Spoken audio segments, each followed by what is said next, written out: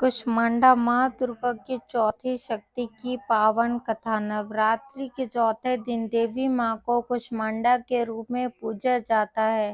अपनी मंद हल्की हंसी के द्वारा अंड यानी ब्रह्मांड को उत्पन्न करने के कारण इस देवी को कुष्मांडा नाम से अभिहित किया गया है।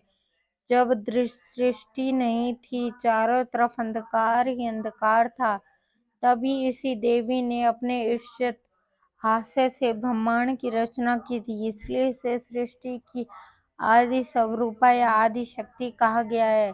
इस देवी की 8 भुजाएं हैं, इसलिए अष्टभुजा कहलाई। इसके 7 हाथों में कर्मशा, कमंडलम, धनुष, बाण, कमल, पुष्प, अमृत पूर्ण कलश, चक्र तथा गदा है। 8वें हाथ में सभी सिद्धियों और निधियों को देने वाली जप माला है। इस देवी का वाहन सिंह है और इन्हें कुम्हड़े की बलि प्रिय है। संस्कृति में कुम्हड़े को कुष्मांड कहते हैं, इसलिए इस देवी को कुष्मांडा।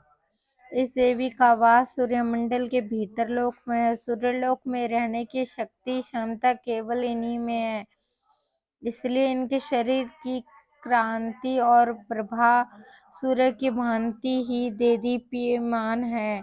इनके ही तेज से 10 दिशाएं आलोकित हैं। ब्रह्मांड की सभी वस्तुओं और प्राणियों में इन्हीं का तेज व्याप्त है। अंचल और पवित्र मन से नवरात्रि के चौथे दिन इस देवी की पूजा आराधना करनी चाहिए।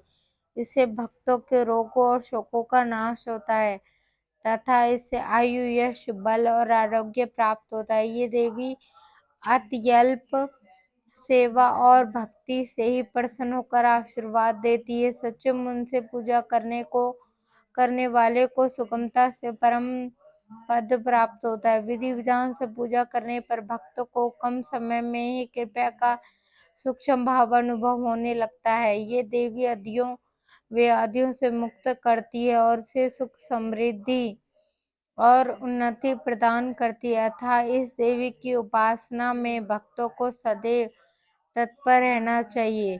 अगर ये स्टोरी आपको पसंद आई हो तो इसे सब्सक्राइब कीजिए, लाइक कीजिए, कमेंट कीजिए। अगर आप ये चाहते हैं कि हम और ऐसी कहानियाँ बनाएं तो आप प्लीज़ इसे लाइक कीजिए, कमेंट करके बताइए। हम और भी लेकर आएंगे अच्छी अच्छी कहानियाँ। और आपको कुछ भी माता की भक्ति में लीन रहना चाहिए। धन्यवाद। Thank you.